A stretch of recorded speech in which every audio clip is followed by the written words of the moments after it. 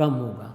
कितना negative charge ज़्यादा है, तो हमें मालूम है कि 2 इलेक्ट्रॉन का नेगेटिव चार्ज ज़्यादा है, तो यहाँ पे हम बोलेंगे Q इक्वल्स टू, यहाँ पे हमने लिखा था +2e क्योंकि चार्ज पॉजिटिव आया था यहाँ पे, देखो है कि नहीं यहाँ पे, लेकिन यहाँ पे चार्ज 2 इलेक्ट्रॉन के बराबर है लेकिन नेगेटिव है, तो यहाँ पे हम लिखेंगे -2e। तो यहाँ से हम क्या बोलते हैं, यहाँ से हम बोलते हैं कि चार्ज का फॉर्मूला क्या होता है, चार्ज का फॉर्मूला होता है ±ne। n वहाँ पे नंबर ऑफ इलेक्ट्रॉन है जो कि बॉडी ने या तो लूज किए या फिर गेन किए, और e वहाँ पे केवल चार्ज का मैग्नीट्यूड है। अब सबसे पहली चीज क्या क्लियर हो रही है, सबसे पहली चीज हमें क्लियर हो रही है कि किसी भी बॉडी पे चार्ज अगर पॉजिटिव आया है तो इसका मतलब है उसने इलेक्ट्रॉन क्या किया है, लूज किया है। तो अगर कोई बॉडी इलेक्ट्रॉन को लूज कर रही है तो उस पर चार्ज पॉजिटिव आएगा, लेकिन अगर कोई बॉडी इलेक्ट्रॉन गेन कर रही है तो उस पर चार्ज क्या निकल के आ रहा है, नेगेटिव आ रहा है। तो हम इसको ऐसा भी बोलते हैं कि पॉजिटिव चार्ज का मतलब क्या है, पॉजिटिव चार्ज का मतलब है डेफिशिएंसी ऑफ इलेक्ट्रॉन, और नेगेटिव चार्ज का मतलब क्या है, नेगेटिव चार्ज का मतलब है एक्सेस ऑफ इलेक्ट्रॉन। क्लियर हुआ? अब यहां से एक चीज और ध्यान रखनी है, क्या चीज ध्यान रखनी है, जितने इलेक्ट्रॉन उसने लूज किए उतना ही पॉजिटिव चार्ज आया, जितने इलेक्ट्रॉन उसने गेन किए उतना ही अमाउंट का वहां पे क्या हुआ, नेगेटिव चार्ज आया। तो जितने इलेक्ट्रॉन या प्रोटॉन, जितने इलेक्ट्रॉन बॉडी लूज करती है या गेन करती है उसी के इक्विवेलेंट वहां पे चार्ज आता है। तो चार्ज का फॉर्मूला हम लोग लिखते हैं Q इक्वल्स टू ±ne। अब जैसे मैं बात कर रहा हूं एक्सपेरिमेंट की, जो अभी हमने एक्सपेरिमेंट परफॉर्म किया था, तो हमने जो एक्सपेरिमेंट परफॉर्म किया था वहां पे ग्लास रॉड थी, और ग्लास रॉड को हमने सिल के साथ क्या किया था, रब किया था। अब यहां पे जब हम रब करते हैं, अच्छा एक चीज और ये समझो, जब हम बात करते हैं चार्ज की तो हम बोलते हैं कि चार्ज का फॉर्मूला क्या है, ±ne। जब भी हम चार्ज की बात करते हैं, चार्ज हमेशा क्यों डेवलप होता है, चार्ज हमेशा डेवलप होता है due to transfer of electrons. तो हमारे माइंड में क्वेश्चन आना चाहिए कि चार्ज इलेक्ट्रॉन के कारण ही क्यों डेवलप होता है। तो उसका रीजन क्या है, उसका रीजन है कि हमने पढ़ा था कि एटॉमिक स्ट्रक्चर में कि प्रोटॉन और न्यूट्रॉन, तो ये तो क्या है, न्यूक्लियस में टाइटली बॉन्डेड है। जो इलेक्ट्रॉन है, इलेक्ट्रॉन इस न्यूक्लियस के चारों ओर क्या कर रहे हैं, मूव कर रहे हैं, है कि नहीं। लेकिन हमने ऐसा भी पढ़ा है कि कुछ मटेरियल या कुछ एटम ऐसे होते हैं जहां पे आउटर मोस्ट शेल के इलेक्ट्रॉन क्या होते हैं, लूजली बॉन्डेड होते हैं। तो अगर हम आउटर मोस्ट शेल के इलेक्ट्रॉन की बात कर रहे हैं तो ये लूजली बॉन्डेड है, इसका मतलब है कि इनको हम निकाल सकते हैं कुछ एनर्जी दे के। तो इसीलिए हम बोलते हैं कि चार्ज जो है वो हमेशा इलेक्ट्रॉन के कारण ही डेवलप होता है। या तो बॉडी इलेक्ट्रॉन ले पाती है या फिर बॉडी इलेक्ट्रॉन गेन कर पाती है, क्योंकि प्रोटॉन और न्यूट्रॉन को हम बाहर नहीं निकाल सकते क्योंकि ये न्यूक्लियस में टाइटली बॉन्डेड है। तो ये रिजल्ट ध्यान रखना है कि चार्ज हमेशा डेवलप होता है due to transfer of electron. Clear हुआ?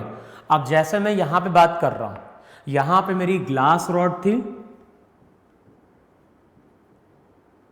और यहां पे हमारा क्या था, सिल्क क्लॉथ था।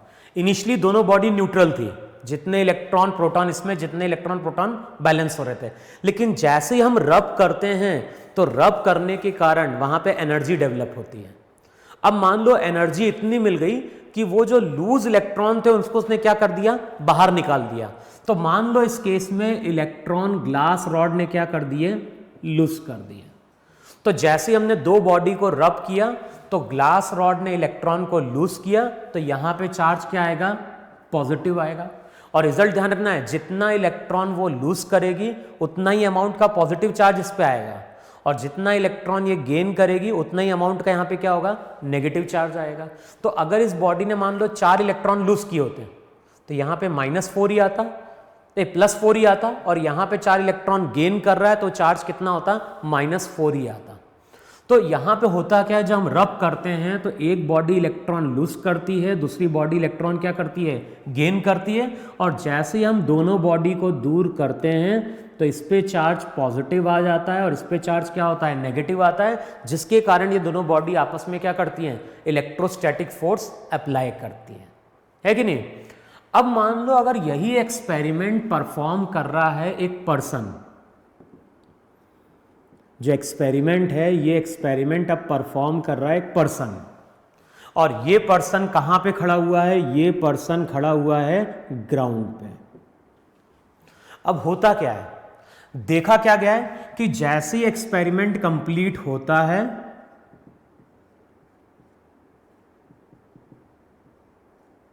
अभी क्या हुआ था, जैसे ही हमने दोनों को सेपरेट आउट किया था तो इस पे तो चार्ज आ गया था नेगेटिव, लेकिन यहां पे जब एक्सपेरिमेंट कंप्लीट होता है तो ये जो बॉडी रहती है, ये बॉडी हमारी न्यूट्रल ही रहती है।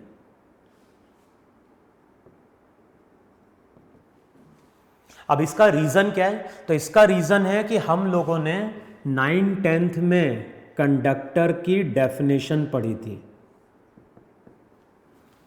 और कंडक्टर को वहां पे हमने क्या डिफाइन किया था, कंडक्टर को वहां पे हमने डिफाइन किया था कि कंडक्टर क्या थे, कंडक्टर वो बॉडीज थी जिनके आउटर मोस्ट शेल के इलेक्ट्रॉन लूजली बॉन्डेड थे। देखो इतना नहीं था पे कंडक्टर क्या थे, अगर हम बात करें कंडक्टर क्या है, तो कंडक्टर वो मटेरियल थे जिनके एटम के आउटर मोस्ट शेल के इलेक्ट्रॉन क्या होते हैं, लूजली बॉन्डेड होते हैं। इनको अगर थोड़ी सी एनर्जी दें तो ये इलेक्ट्रॉन क्या होते हैं, बाहर निकल जाते हैं। अब जब हम कंडक्टर की बात करते हैं तो वहां पे हमने 3 चीजों को कंडक्टर डिफाइन किया था। एक तो था मेटल, मेटल मेरा कंडक्टर था। दूसरा जो हमने कंडक्टर डिफाइन किया, अब वो डिफाइन कर रहे हैं हम ह्यूमन बॉडी। तो जो ह्यूमन बॉडी है वो भी क्या होती है, कंडक्टर होती है। और तीसरी जो हम एग्जांपल ले रहे हैं वो ले रहे हैं अर्थ का। तो मेटल की बात करें, ह्यूमन बॉडी की बात करें या अर्थ की बात करें, तो ये तीनों ही हमारे यहाँ पे क्या है, कंडक्टर है। अब देखो यहाँ पे तीनों ही कंडक्टर हैं। अगर मान लो पर्सन एक्सपेरिमेंट परफॉर्म कर रहा है, उसने ग्लास रॉड को होल्ड करके रखा है, लेकिन इस पर्सन ने अभी कोई लेदर के शूज नहीं पहने हैं, तो ये पर्सन किसके कांटेक्ट में आ गया, अर्थ के। जैसे ही ये ग्लास रॉड इलेक्ट्रॉन को लूज करेगी तो हमारी बॉडी से इलेक्ट्रॉन ग्लास रॉड में आ जाएंगे और वो इलेक्ट्रॉन की डेफिशिएंसी को कंप्लीट कर देंगे। फिर हमारी बॉडी में इलेक्ट्रॉन की डेफिशिएंसी आएगी और वो इलेक्ट्रॉन की डेफिशिएंसी कौन फुलफिल कर देगा, अर्थ फुलफिल कर देता है। तो फाइनली होता क्या है कि अर्थ पे चार्ज आ जाएगा, लेकिन ये दोनों हमारे वहां पे क्या हो जाते हैं, न्यूट्रल हो जाते हैं। लेकिन मान लो अगर यही एक्सपेरिमेंट परफॉर्म कर रहा है कोई पर्सन जिसने वहां पे लेदर के शूज पहन के रखे, अब क्या होगा, जैसी एक्सपेरिमेंट कंप्लीट होगा इस पे तो नेगेटिव चार्ज आ जाएगा, इस पे चार्ज अभी कैसा था, पॉजिटिव, यानी यहाँ पे इलेक्ट्रॉन की डेफिशिएंसी है। हमारी बॉडी क्या है, हमारी बॉडी कंडक्टर है, यहाँ पे फ्री इलेक्ट्रॉन्स अवेलेबल हैं, तो कुछ इलेक्ट्रॉन यहाँ पे मूव कर गए और कुछ इलेक्ट्रॉन अगर ग्लास रॉड पे मूव कर गए तो फाइनली इस पे भी चार्ज पॉजिटिव आएगा और इस पे भी कुछ क्या होगा, पॉजिटिव चार्ज रहेगा। तो फाइनली हम देखते हैं कि इन दोनों पे चार्ज पॉजिटिव रहता है, लेकिन अगर पर्सन ने शूज नहीं पहने हैं तो उस केस में ग्लास रॉड पे कोई चार्ज नहीं रहता है। तो ऐसे बहुत सारे एक्सपेरिमेंट हैं जो बताते हैं कि हमारी बॉडी, हमारी जो बॉडी है वो किसकी तरह बिहेव करती है, कंडक्टर की तरह बिहेव करती है। अब एक एक्सपेरिमेंट भी होता है जो ये प्रूफ करता है कि हमारी बॉडी भी वहां पे क्या है, कंडक्टर है। जैसे घर पे देखा होगा, घर पे वहां पे सॉकेट में 3 होल होते हैं। एक जो होल रहता है वो तो अर्थिंग के लिए होता है कि नहीं।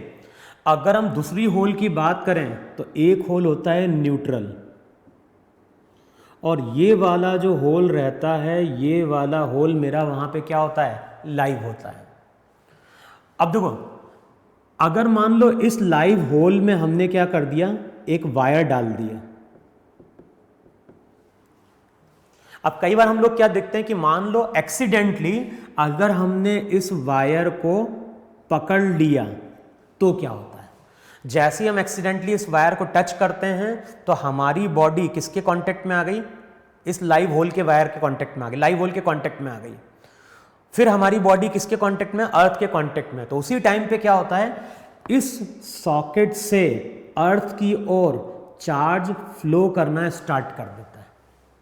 तो सॉकेट से अर्थ की ओर चार्ज कंटिन्यूसली क्या कर रहा है, फ्लो कर रहा है। और किसके थ्रू फ्लो कर रहा है, हमारी बॉडी के थ्रू फ्लो कर रहा है। और जब चार्ज फ्लो करता है तो इतना पढ़ा होगा कि फ्लो ऑफ चार्ज को हम लोग डिफाइन करते हैं वहां पे करंट, है कि नहीं। और जब भी किसी बॉडी से करंट पास करता है तो करंट के कारण एक तो हमें शॉक लगता है, साथ में जब भी करंट पास करेगा तो वहां पे हीट डेवलप होती है। और हीट कई बार इतनी ज़्यादा होती है कि वो हमारी बॉडी को क्या कर देती है, जला देती है।